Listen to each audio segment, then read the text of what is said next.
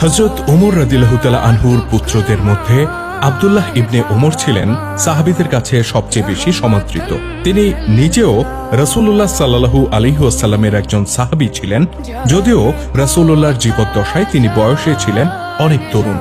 খলিফা আবু বকর ও ওমর রাদিয়াল্লাহু তাআলা আনহুর শাসনামলে যুদ্ধের ময়দানে বীরত্ব ও সাহসিকতার সাথে ভূমিকা রেখেছিলেন আব্দুল্লাহ ইবনে ওমর।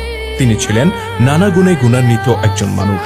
ওমর রাদিয়াল্লাহু তাআলা আনহুর মৃত্যুর সময় কেউ কেউ আব্দুল্লাহকে পরবর্তী খলিফা হিসেবে নির্বাচিত করার পরামর্শ দিয়েছিলেন।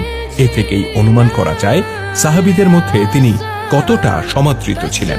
কিন্তু আশ্চর্যের বিষয় হচ্ছে, হযরত ওমর রাদিয়াল্লাহু তাআলা আনহু একবার এক ঘটনায় পুত্র আব্দুল্লাহর মুখ দেখা এবং তার সাথে কথা বলা বন্ধ করে দিয়েছিলেন।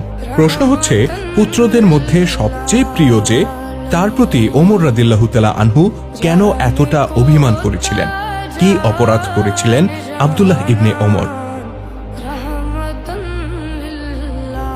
রাসূলুল্লাহ সাল্লাল্লাহু আলাইহি ওয়াসাল্লামের ওফাতের পর আবু বকর রাদিয়াল্লাহু তাআলা আনহু যখন খেলাফতের দায়িত্ব গ্রহণ করেন, তখন আরবের অধিকাংশ গোত্র ইসলামের বিরুদ্ধে বিদ্রোহ করে।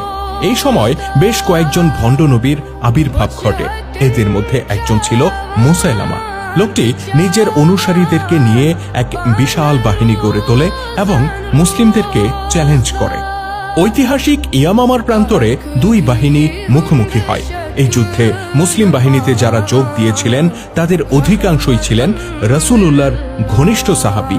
ওমর রাদিয়াল্লাহু তাআলা আনহুর পুত্র আব্দুল্লাহ ইবনে ওমর এই যুদ্ধে অংশগ্রহণ করেন। তাছাড়া ওমর রাদিয়াল্লাহু তাআলা আনহুর বড় ভাই যায়েদ ইবনে খাত্তাব রাদিয়াল্লাহু তাআলা আনহুও সেখানে ছিলেন। যুদ্ধে মুসলিম বাহিনীর সর্বাধিনায়ক ছিলেন হযরত খালিদ বিন ওয়ালিদ রাদিয়াল্লাহু তাআলা আনহু।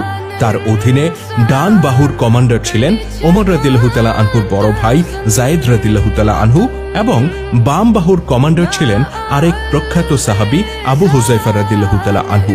তারা দুজনেই ছিলেন একেবারে প্রাথমিক সময়ে ইসলাম গ্রহণকারী নির্যাতিত সাহাবী।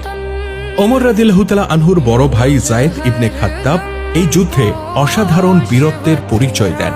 ইয়ামামায় যায়েদ বিন খাত্তাবের অংশগ্রহণের ব্যাপারে প্রখ্যাত ঐতিহাসিক লেফটেন্যান্ট জেনারেল এ.আই. আকরাম তার বইতে লিখেছেন, মুসলিম বাহিনীর ডান বাহুর কমান্ডার যায়েদ মোকাবেলা করেন প্রতিপক্ষের বাম বাহুর কমান্ডার দলতেগী রাজ্জালের।